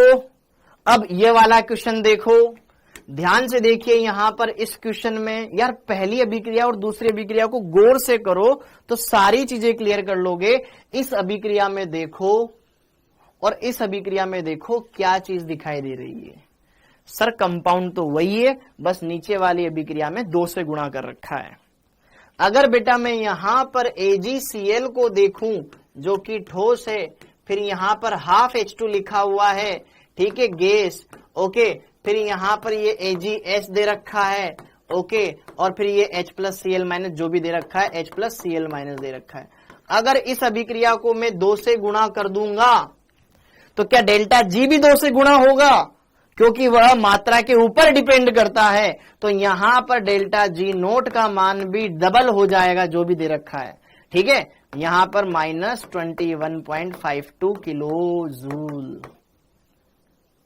हाँ या ना, क्या जस्ट डबल हो जाएगा, क्योंकि इसको 2 से गुणा करते ही ये हो गया 2 AgCl, और ये बटे में 2 था, 2 से गुणा होगा तो कट जाएगा, सिर्फ H2 बच जाएगा, ठीक है, यहां पर ये 2 Ag हो जाएगा, ओके, और यहां पर 2H+ और 2Cl- हो जाएगा, ठीक है। तो यहां पर जब आप इसको सोल्व करोगे तो 21, 21, 42, 42 और फिर 52, 52, तो 43.04 ऑप्शन नंबर 3 हो जाएगा, ठीक है, ओके। चाहो तो आप एक नोट लिख लो, चाहो तो आप एक नोट लिख लो, चाहो तो आप नोट लिख लो, एक नोट लिख लो, है ना, नोट लिख लो, नोट, नोट, एक नोट लिख लो, एक नोट लिख लो। नोट क्या? नोट ये कि मात्रात्मक गुणधर्म, मात्रात्मक गुणधर्म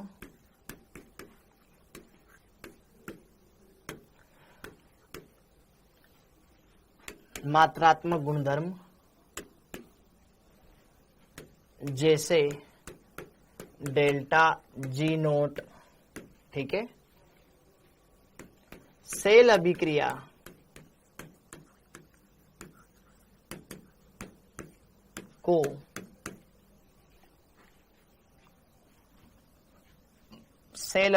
को किसी संख्या से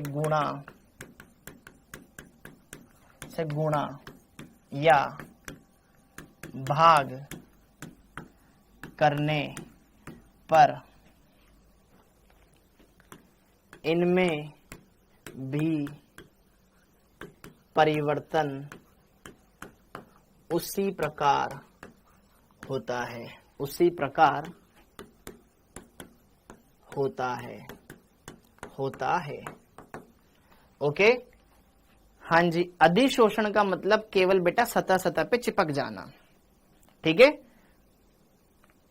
जैसे कि तू एक प्लास्टिक की बोल ले, उसको ऑयल में डिप कर दे या पानी के अंदर डाल दे, पानी के अंदर जैसे डुबाएगा तो प्लास्टिक की बोल पर पानी केवल उसकी सतह पे चिपक जाएगा। लेकिन अगर तू वहां पर वही गिद्दीदार बोल ले, कपड़े बढ़िया से कपड़े की बोल ले, उसको डिबाएगा तो उसमें अंदर तक पानी भर जाएगा, तो वो अवशोषण है। हाँ जी, क्लियर है।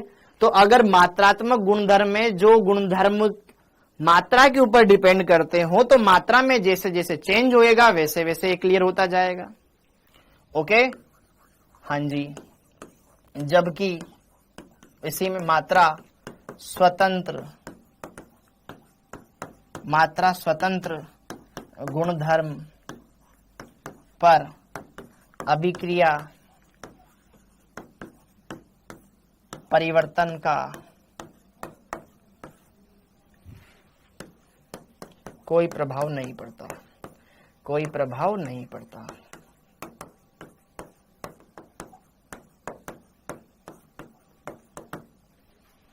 ठीक है, को किसी संख्या से लिख लो यार, किसी संख्या से, ओके। हाँ जी,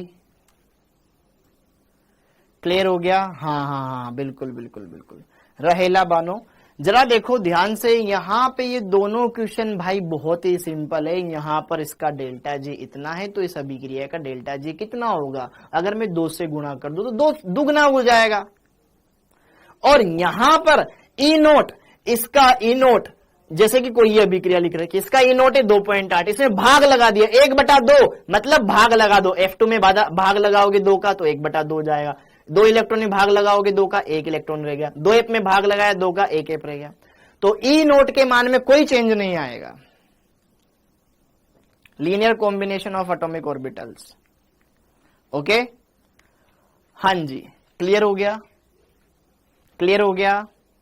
अब जरा देखो ध्यान से, जरा देखो ध्यान से, Fe(Zn+2) आयन के साथ क्रिया करके बेटा जब जिंक और Fe+2 आयन दे रहा है, सपोज करो ये कोई अभिक्रिया लिखी हुई है, इसके लिए ई नोट का मान है -0.35 वोल्ट।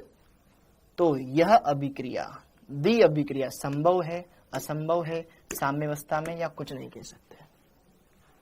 हाँ बिल्कुल बेटा पापा जी।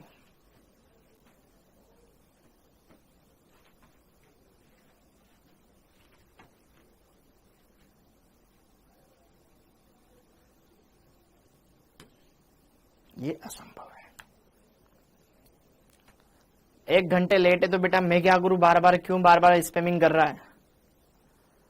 ओके, अरे क्लियर है। तो इस तरीके से इसका दूसरा ऑप्शन हो जाएगा। क्यों? क्योंकि हमें पता है कि जब तक किसी सेल अभिक्रिया में जो सेल विभव है वो धनात्मक होता है, वो काम करता है, शून्य हो जाता है तो बंद हो जाता है, और अगर ऋणात्मक आ जाता है तो उल्टी अभिक्रिया होने लग जाती है। सीधी होने के बजाय उल्टी अभिक्रिया होने लग जाएगी। पहले वो एनर्जी दे रहा था, वो एनर्जी खाएगा। हाँ जी, क्लियर हो गया। ओके, अब आगे, अब जैसे कि देखो ध्यान से एक क्वेश्चन, हाँ, अब आगे, अब ये वाला क्वेश्चन हो गया। अब ये वाला क्वेश्चन हम करते हैं। बहुत ही बढ़िया क्वेश्चन, एक बार तरीके से समझिएगा, मैं तरीके से आपको समझाऊंगा, ठीक है। अब जैसे कि बेटा यहां पर क्वेश्चन दे रखा है, आपको छोटा सा दिखाई दे रहा होगा, इसको बड़ा किया जा सकता है, देखते हैं। हाँ जी,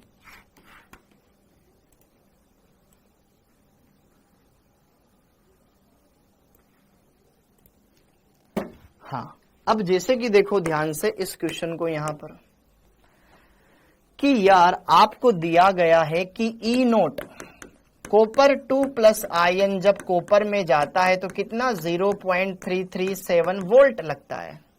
इसका ई नोट इतना है, और ई नोट कॉपर प्लस से जब कॉपर 2+ में गया तो कितना है, -0.153 वोल्ट है। ये दे रखा है, ये दे रखा है। जब कॉपर +1 से 0 में गया तो इतना, और जब कॉपर +1 से +2 में गया तो इतना। तो हमसे पूछ क्या रहा है, जब कॉपर +1 से कॉपर में जाएगा तो कितना। तो ई नोट कॉपर प्लस से कॉपर में जाएगा तो कितना। क्वेश्चन समझ में आया बेटा? आपको इसका मान दे रखा है, इसका मान दे रखा है, और उन्हीं से मिलता जुलता कोई कॉमन मान पूछ रहा है। तो आपको जो मान दे रखे हैं उनसे पहले उनकी अभिक्रिया बनाओ, ताकि हम उस अभिक्रिया के बारे में बात कर सकें। जरा देखो ध्यान से, ये पहली अभिक्रिया, ये दूसरी अभिक्रिया, ये तीसरी। अब ये अभी देखो, इसका ई नोट धनात्मक दे रखा है, इसका यहां पे कुछ दे रखा है, यहां पे कुछ, हमें जो दे रखा है वो हमें देख करके जमाना है और उससे फाइनल अभिक्रिया बना ली है। भाई इसका ई नोट दे रखा है, इसका ई नोट दे रखा है, उसका ई नोट क्या होगा? क्या जोड़ के डायरेक्ट लिख देंगे? अभिक्रिया में कोई भी चेंज करो, जोड़ करो, गुणा करो, भाग करो, उसके मान में तो कोई परिवर्तन आता ही नहीं है, तो डायरेक्ट नहीं निकाल सकते। तो जरा देखो ध्यान से, यहां पर कॉपर, ये पहली अभिक्रिया, ये दूसरी अभिक्रिया, वो तीसरी अभिक्रिया है हमारे पास। तो जरा देखो ध्यान से, यहां पर रिएक्शन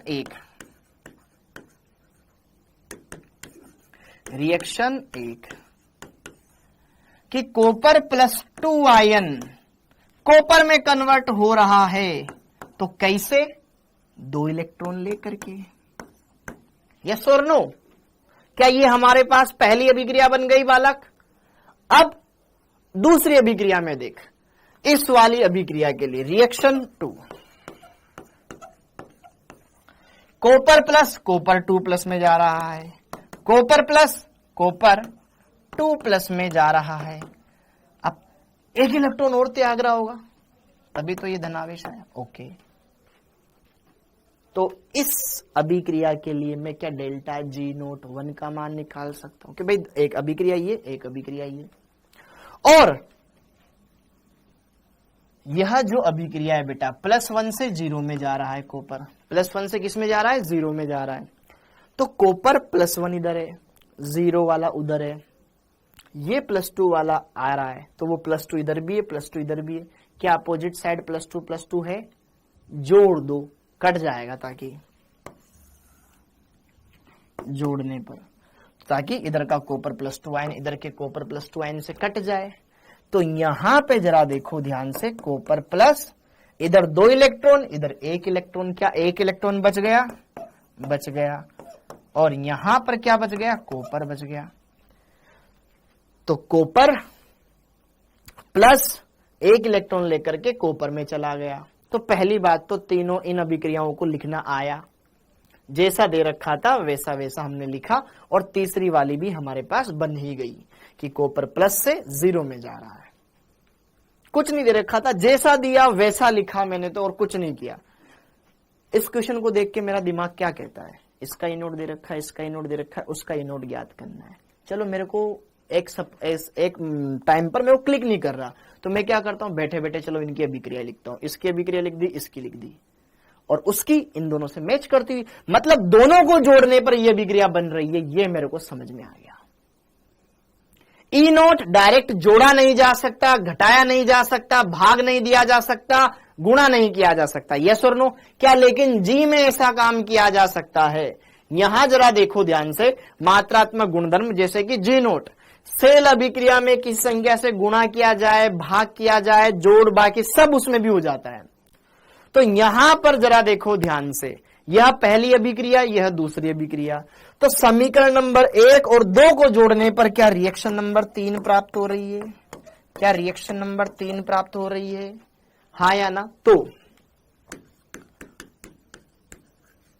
तो अगर मैं बात करूं इस अभिक्रिया के लिए, यहां पे मैं ये लिख देता हूं साइड में बस समझ आने के लिए, इसका डेल्टा जी नोट मैंने मान लिया डेल्टा जी नोट 1, इस सेल अभिक्रिया के लिए मैंने डेल्टा जी मान लिया बेटा डेल्टा जी नोट 2, क्योंकि दूसरी अभिक्रिया है। ये तीसरी अभिक्रिया, इसके लिए डेल्टा जी नोट मैंने मान लिया डेल्टा जी नोट 3। तो इनको तो जोड़ा जा सकता है कि अरे यार G3 का मान G1 प्लस G2 के बराबर आएगा, क्योंकि उन दोनों को जोड़ने पे ये बनी है।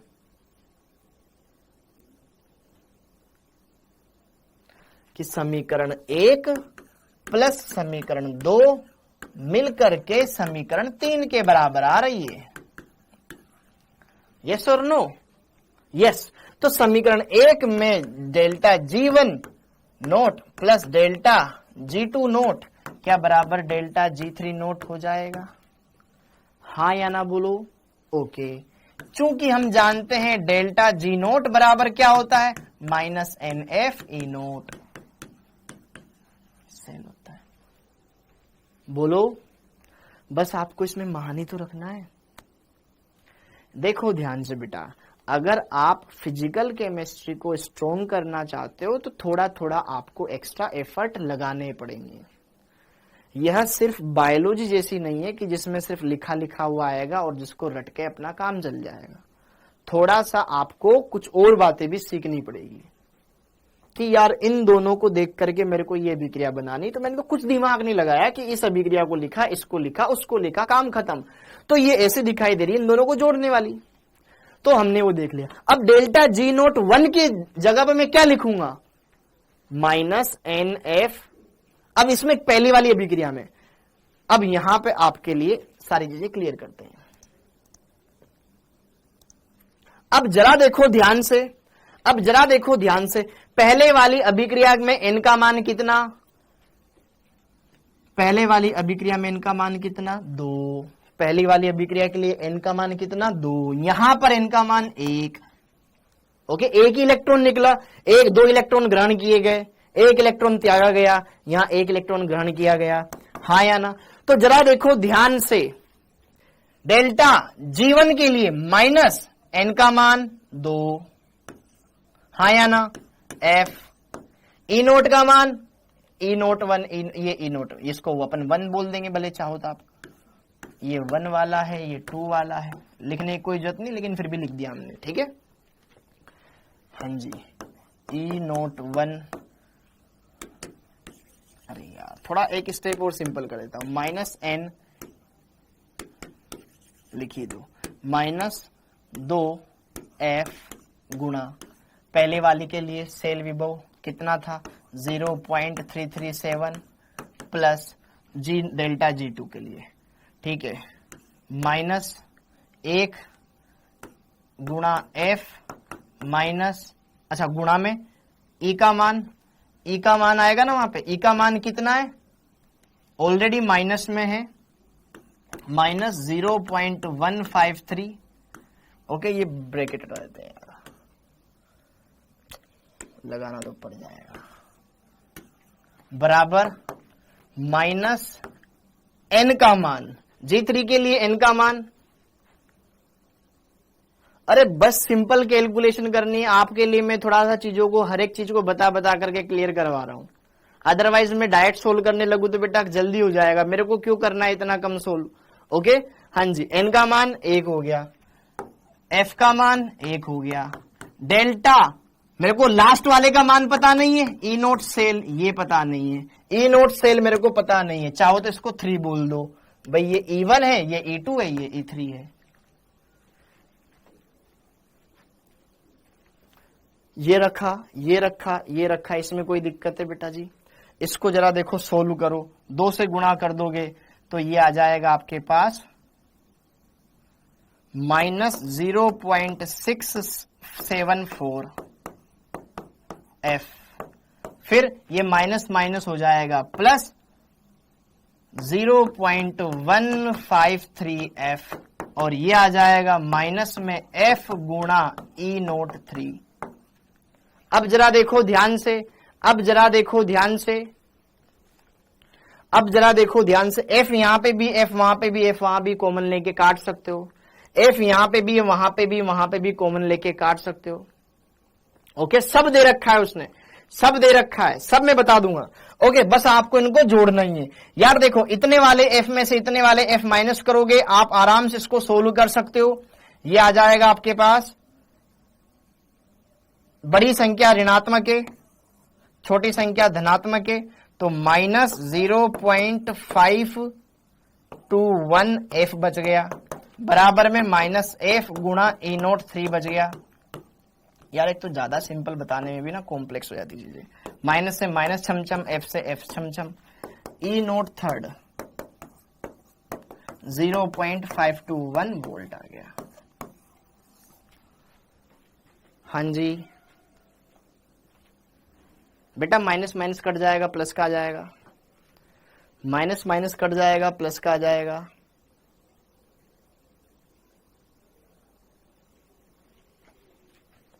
हो गया, अरे हो गया, हो गया, सिंपल है, विराट कोहली 122, ठीक है, ओके। अरे ये इसका माइनस इसके माइनस से कट गया ना बेटा। देखो बड़ी वाली संख्या में छोटी वाली संख्या घटाओगे, बड़ा वाला ऋणात्मक है, छोटा वाला धनात्मक है, तो माइनस का ही आएगा ना। सचिन क्लियर है? ओके क्लियर है। जैसे कि एक क्वेश्चन मैं आपको घर से देता हूं, एक क्वेश्चन मैं आपको करने के लिए घर से देता हूं, ट्राई करना। एक क्वेश्चन, एक क्या हो यार, 1 मिनट यहां पे जरा देख लो ध्यान से। इस वाले क्वेश्चन में देखो क्या दे रखा था, ये दे रखा था, ये दे रखा था, सिंपल सा दे रखा था। इस पहली समीकरण में कितने इलेक्ट्रॉन त्यागे गए या ग्रहण किए गए? 2 मोल इलेक्ट्रॉन, तो इनका मान हो गया 2, n का मान हो गया 2। अरे n का मान कहां गया क्वेश्चन, n का मान हो गया 2। यहां पे कितने इलेक्ट्रॉन ग्रहण किए गए? 1, त्यागे गए, n का मान हो गया 1। इस वाली अभिक्रिया में कितने इलेक्ट्रॉन ग्रहण किए गए? 1 मोल, तो यहाँ पे n का मान हो गया 1। तो n के मान तो सबके अलग अलग आ गए ना, पहली वाली अभिक्रिया, दूसरी वाली अभिक्रिया, तीसरी वाली अभिक्रिया। सूत्र आपको लगाना है -NF ई नोट। ई नोट के मान सबके दे रखे हैं। और जरा देखो ध्यान से, ये फाइनल अभिक्रिया इन दोनों अभिक्रिया को जोड़ने पर बन रही है, इसमें ये और ये फाइनल अभिक्रिया ये। ओके, तो यहां पर इन दोनों को जोड़ करके ये फाइनल अभिक्रिया बनी कि भाई समीकरण 1 समीकरण 2 को जोड़ेंगे तो हमारी समीकरण 3 बनती हुई दिखाई दे रही है। क्लियर है मामला? ओके, तो उसके लिए यहां पर सारी चीजें हमने करी कि यार अतः समीकरण 1 का delta G note 1 plus delta D naught 2 बराबर समीकरण 3 का डेल्टा जी नोट 3, ये आ जाएगा हमारे पास। ठीक, एक क्वेश्चन मैं आपको होमवर्क देता हूं, उसको आपको ट्राई करना है। हाँ जी, जैसे कि वो क्वेश्चन क्या है, बाकी फिर नंसठ समीकरण अपन अगली क्लास में कर लेंगे। जैसे कि देखो ध्यान से,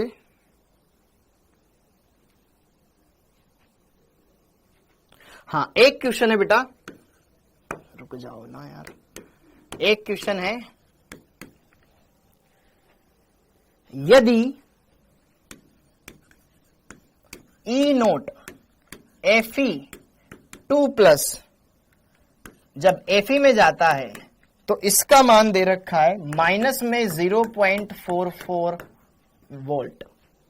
ओके, ठीक है, और ई नोट जब एफई प्लस 3 प्लस 2 में जाता है तो इसका मान दे रखा है बेटा 0.77 वोल्ट। तो ई एफई प्लस 3 जब एफई में जाएगा तो कितना आएगा? क्या ये कर सकते हैं आप? क्या ये कर सकते हैं आप? सिंपल है, चलो एक बार साथ में करते हैं, फिर ये लास्ट है, फिर बाकी आप कल पढ़ना। ओके,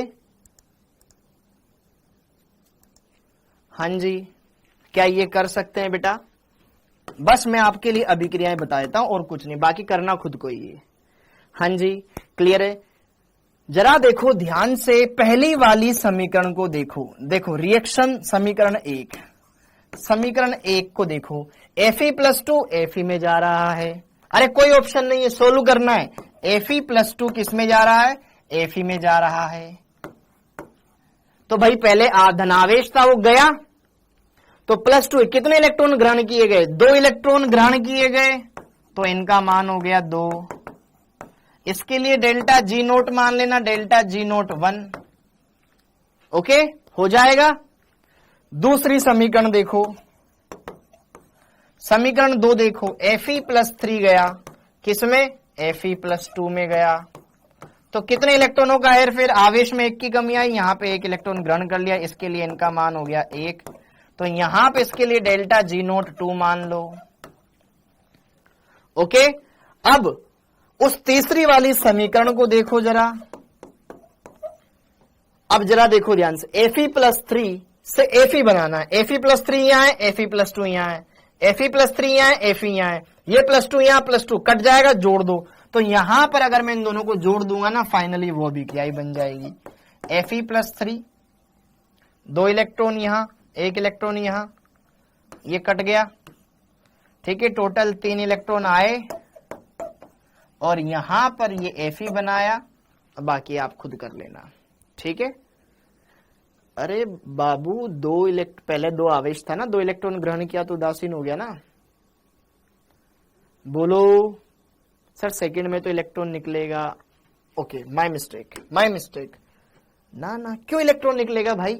प्लस 3 है ना, तो 1 इलेक्ट्रॉन ले लिया तो 1 आवेश कम हो गया ना, प्लस 2 हो गया। रितेश करोल बेटा इस वाले बैच, इसी वाले टेस्ट में आया होगा तो नहीं मिलेगा। ये वाला क्वेश्चन क्लियर हो गया? अगर ये वाला क्वेश्चन समझ लिया तो आपने पिछला वाला क्वेश्चन समझ लोगे, कोई दिक्कत नहीं आएगी, बस उनको जोड़ना ही है। ओके, तो आप सभी जाओ, बढ़िया से रेस्ट करो, आपकी अगली क्लास है, वरना इस क्लास में तुम ऐसे बोलते हो जैसे तो कि सर जाओ ना, कितना पढ़ाओगे? हाँ ठीक, पता चल जाता है तुम्हारी लैंग्वेज से। तो इसी के साथ आप सभी का बहुत बहुत धन्यवाद। थैंक यू, जय हिंद।